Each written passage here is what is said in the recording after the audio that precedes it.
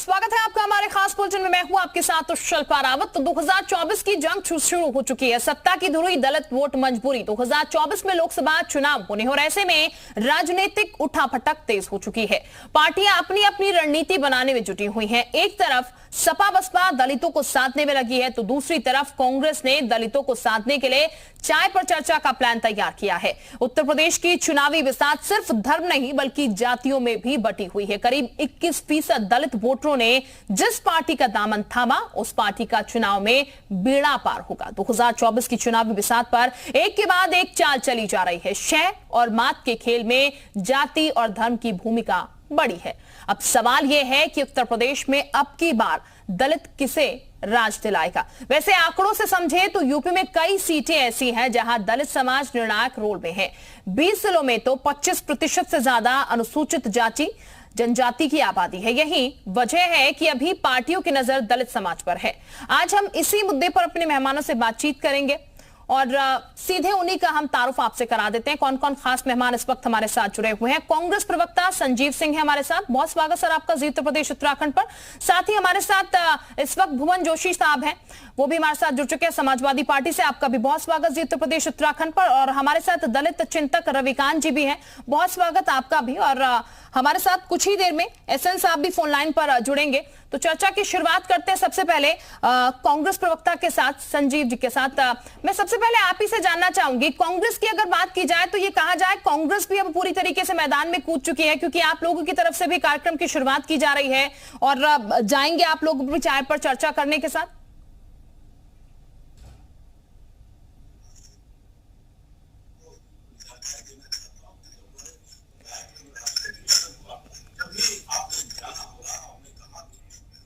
आपके पास मैं वापस लौटूंगी। आपकी आवाज हम तक बेहतर तरीके से नहीं पहुंच पा रही है, उस आवाज को दुरुस्त करके मैं आपके पास लौटूंगी। हमारे साथ भुवन जोशी साहब भी हैं, उनका हम रुख कर लेते हैं। भुवन जोशी जी, चूंकि हर कोई दलित चिंतक बनने की बात कहता है और ये कहा जाता है कि हम दलितों को सपोर्ट करते हैं, दलितों के लिए काम करते हैं, लेकिन तमाम पार्टियों पर आरोप लगते रहे हैं। लेकिन अब समाजवादी पार्टी जो है वो भी निकल चुकी है और समाजवादी पार्टी की तरफ से शिविर का आयोजन भी कराया जा रहा है नैमिषारण्य में। आज तो जीत का मंत्र भी अखिलेश यादव देंगे। किस तरीके से दलितों के लिए आगे आपने दूरगामी सोच रखी हुई है? पहले तो थोड़ा सा नाम सुधार के आशा चाहूंगा। प्रोफेसर भुवन भास्कर जोशी मेरा नाम है। जी प्रोफेसर। अब मैं आपके विषय पर आना चाहता हूँ।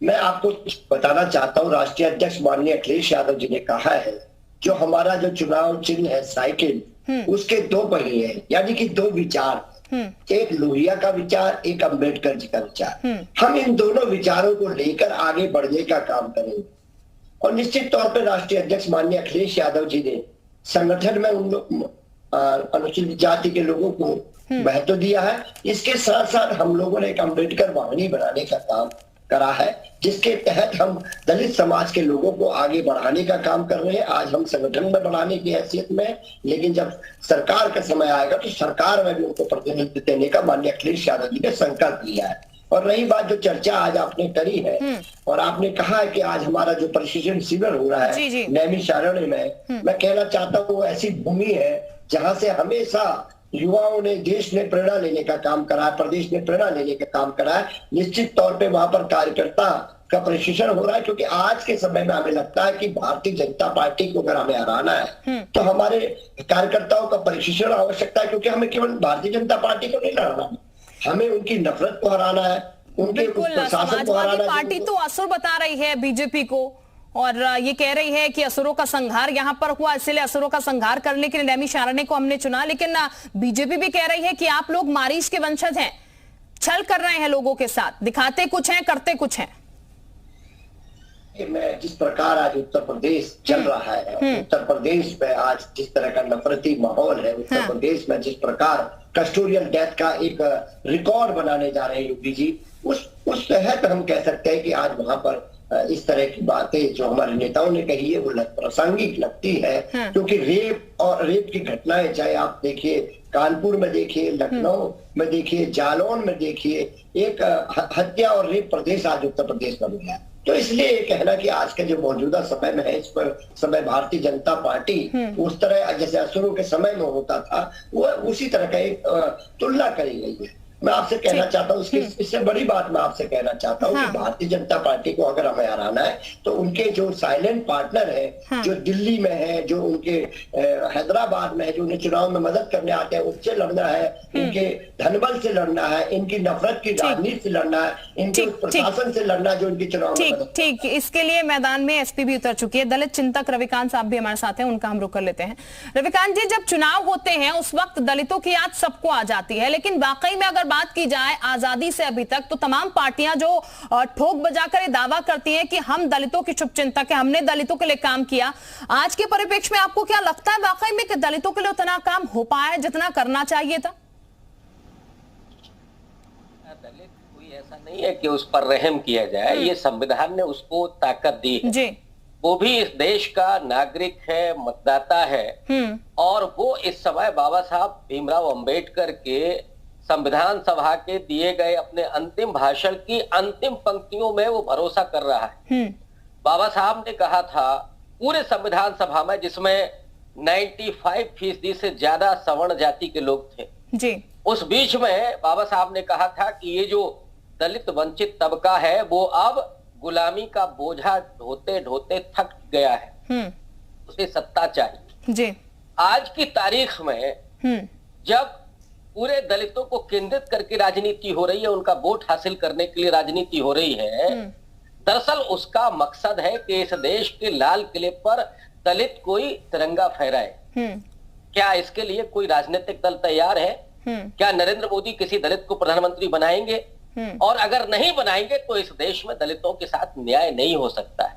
मानवर कांशीराम इसी बात को कहते थे कि उत्पीड़न उसी दिन खत्म हो जाएगा जिस दिन आप सत्ता में आ जाएं। तो इस देश में न्याय को स्थापित करने के लिए, समता को स्थापित करने के लिए जरूरी है कि दलित सत्ता में हो, दलित केवल मतदाता ना हो, वो नीतियां निर्धारक हो, और तभी इस देश में बिल्कुल। रविकांत साहब, तो ये कहा जाए कि दलितों का इस्तेमाल तो होता है, लेकिन जैसा कि आप बात कर रहे हैं वो हक शायद ही कोई पार्टी अभी देने के मूड में नजर आ रही है, शायद ही हम ऐसा अभी देख पा रहे हैं। नहीं, डेफिनेटली मुझे लगता है कि इस समय पूरे भारत की राजनीति में दो कद्दावर नेता हैं दलितों के, एक तो मायावती और दूसरे मल्लिकार्जुन खड़गे।